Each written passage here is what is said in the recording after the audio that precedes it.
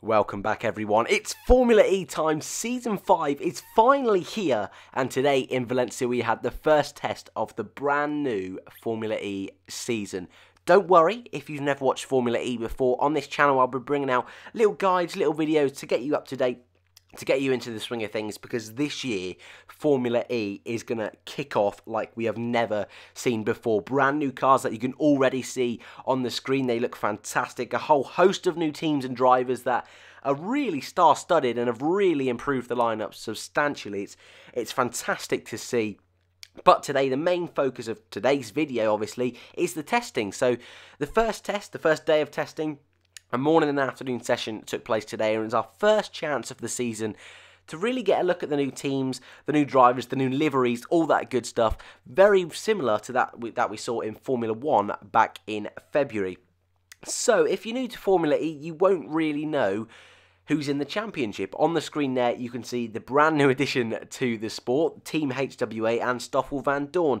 Like I did mention just a second ago, I will be doing complete guides of the whole field, all about Formula E, the rules, the regulations, the history, the teams. I'll be doing that in the build-up to the first race in December, but as of this video, I'm just going to quickly go over the brand new teams to the season, a few changes with the teams, and the brand new drivers. That's all I'm going to mention now. Some of the older statesmen, like that man on screen there, Lucas Di Grassi, I won't really be mentioning those guys too much in this segment just here. So quickly then, brand new teams coming in to Formula E. HWA, the Mercedes-backed team that will most likely in Season 6 become a fully fleshed out Mercedes team. They have required the services of Stoffel Vandoorne and Gary Paffett. Both of those two brand new drivers to Formula E, and Vandoorne coming straight from McLaren Formula 1. That is a huge name that is coming to Formula E, but not the biggest. So that is a real one to keep your eye on this season. Vandoorne not having the best of tests today. I'll cover the results a little bit later on, but definitely huge news that he has ended up with a seat in Formula E for next season. Next up, BMW. They have fully incorporated themselves into Formula E now becoming BMW Andretti Sports. So last year they ran with the Andretti team, but majority it was more just the Andretti team. Now it's fully fleshed out BMW Andretti, and they've got the blue and white livery that looks fantastic. One of my favourite liveries on the grid. You'll see that at some point throughout this video. They are finally back, or well, not even back, they are finally in Formula E. They're back in full-time single-seater motorsport, which is great to see. Nissan, they are joining Formula E this year. They have required the services of Sebastian Buemi, Season 2 World Champion, and they have also got the services of Alexander Albon, another rookie, someone who definitely was in a running of a Formula E, or Formula 1 seat, sorry, for this season and next season with the Toro Rosso team. So the fact that Nissan have been able to steal that drive is fantastic for them, and drivers like Albon, like Vandoorne, we will be covering later on Thursday on the full video of the Formula E show. Moving on then, not moving on then, I'll just quickly mention as well, Nissan, they are replacing Renault, and practically they're the exact same outfit, the exact same team, but it's just a change in name. So just throwing that out there. Commentators, if you are new to Formula E, commentators might bring that up, so that's just a little bit of tidbit, a little bit of fact you might want to know. DS Virgin, they have been a team since the first ever season in Formula E, but this year they will not be DS Virgin, they will be Audi Virgin, or Virgin Audi. What has happened is last year's world champions for the Drivers' Championship, John-Eric Vergne, he drives for Techeetah, and DS, or Citroën, whatever you want to call them, they have decided to move over to Techeetah. So now it's DS Techeetah, and Virgin, they have a funny new name, but generally they are just known as Virgin. So that's something just to keep an eye on, but it'll be one of these teams where throughout the year they're going to keep on changing what it is. But I think it's called Envision Virgin Racing now. It's a mouthful, so most people just call them Virgin. They have Sam Bird, the British hope in Formula E. But now we've got a few more Brits on the grid. Hopefully we can have a first ever British world champion. Moving on, to that Chichita team, like I mentioned, they have DS Power in their car this season, and after just missing out on the team championship, they are going to be arguably one of the favourites again for the World Championship. After that man you just saw on screen, John Verne, was last season's champion. New drivers then. Alexander Sims, he will make his debut in Formula E this year for BMW. Felipe Massa will finally join Formula E. It's been, well, the news has been out there forever that this guy is going to be joining Formula E, which at the time I said was brilliant. And if I'm being totally honest now, I still think he's brilliant. Not only is this a huge name for Formula E, it's also great to see Felipe Massa back racing. So he is definitely going to be a keen one to keep your eye on, because I think a lot of you new Formula 1 fans coming over, I think you might have the expectation that Massa's going to be up there at the top, whereas I'm not too sure about that. I think he might get a few podiums here and there, and Venturi now with Susie Wolff as the team boss, and Eduardo Mortara, who a little bit of a shaky career in Formula E so far, just the one season under his belt, but wasn't completely plain sailing. I think they've got a good setup there. And I think they definitely have potential to be up there fighting, but I'm not too sure they have as good lineups as other teams. But I just wanted to throw out Massa is joining Formula E. The news this morning, another Formula 1 driver, or ex-Formula 1 driver, will be joining the grid. Jerome D'Ambrosio on the screen there, he was confirmed to be joining Mahindra. He's an ex-Formula 1 driver, but his teammate next year will be Pascal Wehrlein, the man who was in with a shout of returning to Formula 1. It hasn't happened, unfortunately, for him. But, thankfully for him, he's found a Formula E drive with a top team. A team that has been fighting for wins and has picked up wins almost every season in Formula E. And Wehrlein is someone that I think you should look out for the World Championship. But again, that'll be covered a little bit later on in the predictions video. Van Dorn, he's joining the grid. We mentioned him a little bit, joining HWA, the Mercedes sort of team. So that's an interesting fact that he's joined the Mercedes team and Wehrlein hasn't. Very interesting there. Gary Paffett, he will be with Van Dorn at HWA. And Alex Albon, as I mentioned as well, he will be at Nissan. There's only one seat on the entire field that has not been filled so far, and that is at the Dragon team. Their other driver is Jose Maria Lopez, or Pachito. But their other driver has not yet been confirmed, and this week they are also testing with Antonio Fuoco, the Ferrari young driver, and Maximilian Gunther, another driver in Formula 2. Both Fuoco and Gunther are in Formula 2. I'd say Gunther's been more impressive than Fuoco, so I sort of hope that he gets a chance in Formula E, because I doubt he'll be a driver that will ever sort of be able to get into Formula 1. But we will have to wait and see for that. So then, we've talked a little bit about the new drivers coming in, and I'm really sorry for you hardcore Formula E fans. I know you know all this already, but I really want to try and get this across to Formula 1 fans and people that will be testing out Formula E this season for the first time.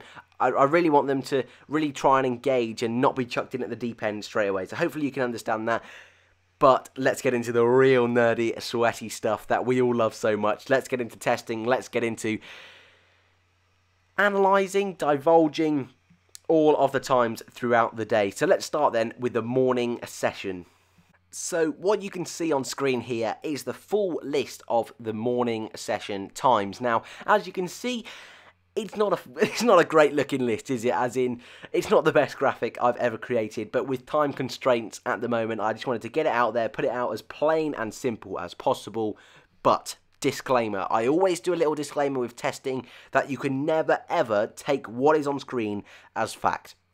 Just because it's a BMW 1.2 does not mean by the time we roll up in Saudi Arabia for the first race, it's going to be a BMW 1.2. I really doubt that.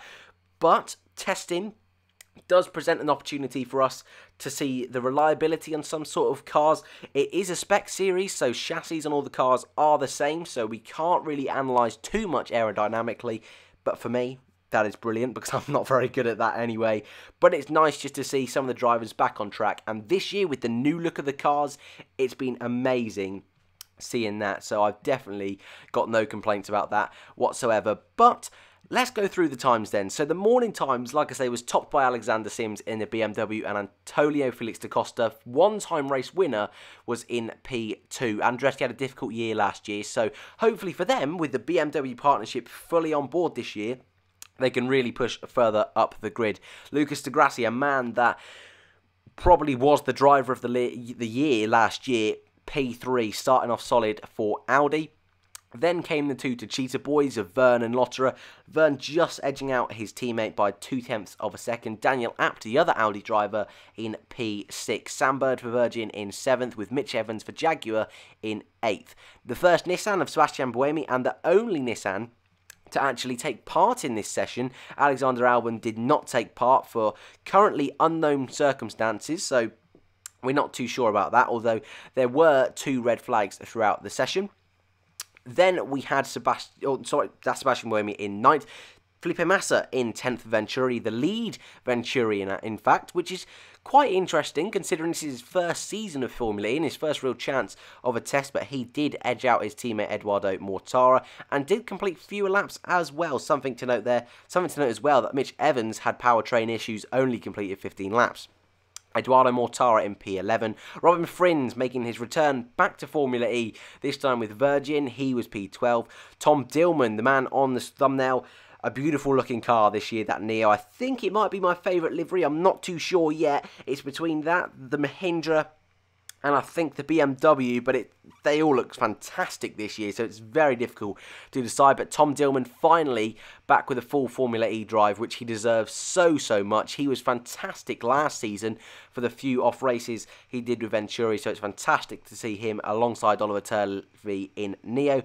Jerome D'Ambrosio, the lead Mahindra, in P14. Jose Maria Lopez, P15. For Dragon, Oliver Turvey P16, Pascal Wehrlein in his debut Formula E P17, Van Dorn 18th on his debut in Formula E, Nelson Piquet Jr. 19th for Jaguar, the Season 1 champion there, Gary Paffett with only 7 laps completed, causing that red flag. Maximilian Gunther, the only other man to complete laps, he only completed 3. He was the last and slowest of all the drivers. He is sharing a car with Antonio Fuoco this week. Moving on then to the afternoon times, it was BMW again that topped the session, with Alexander Sims once again at the very top. Andre Lotterer second, with Felix da Costa in 3rd. So even though I'm saying that I'm not too sure Andretti look amazing, in testing, looking at the times, they don't look bad.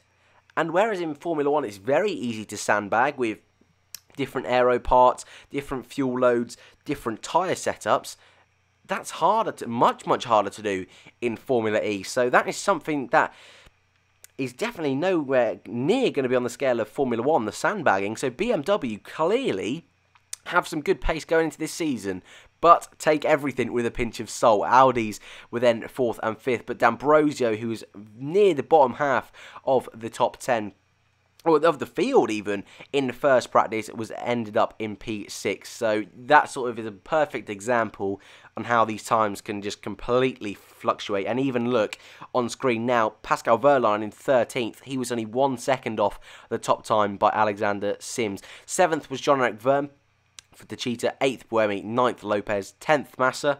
Sam Bird a little bit lower down this time in 11th, Tom Dillman 12th. Wehrlein a better performance there in 13th, only completing 27 laps though, still very limited running considering the amount of complete running he has had in Formula E. Robin Frins as well, he only completed 20 laps, so very limited running for some of these drivers indeed. Eduardo Mortara, P15, Oliver Turvey 16th, 17th Gary Paffett, 18th Sebastian Buemi, 19th for Mitch Evans, and 20th was Nelson Piquet Jr. And as you can see, Alex Albon still not taking part, and in this session as well, Maximilian Gunther or Antonio Fuoco, they did not take part either. So still a few question marks on why that is. But the two Jaguar boys in this session, despite being at the bottom of the pile, don't expect that in the season. 57 laps and 51 laps completed respectively. That is a very impressive total there from the two Jaguar boys. So what can we take away from day one of testing? Well, like I always say, not a fat lot, except we get these beautiful pictures and beautiful scenes of all the brand new cars in Formula E. And it's just a chance for us to say, right, Formula E's back.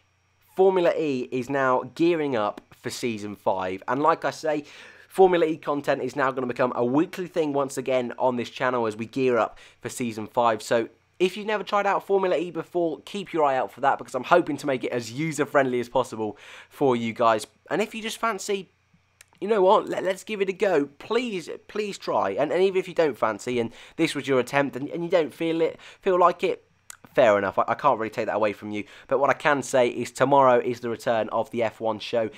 A 4th week of uni now, so I've got a bit of a schedule lined up, so I'll talk about that more tomorrow. We're going to discuss the big moves, including George Russell to Williams, all that good stuff in that show tomorrow, so look out for that. But guys, thank you for watching as always. I'd love to know your thoughts in the comments below regarding Formula E Season 5, favourite livery, favourite drivers, who is going to be world champion. All going to be topics of videos for later on, but I'd love to know your thoughts right away. If you've got any questions about Formula E as well, chuck them in the comments below. But thank you for watching, and I'll see you in the next one.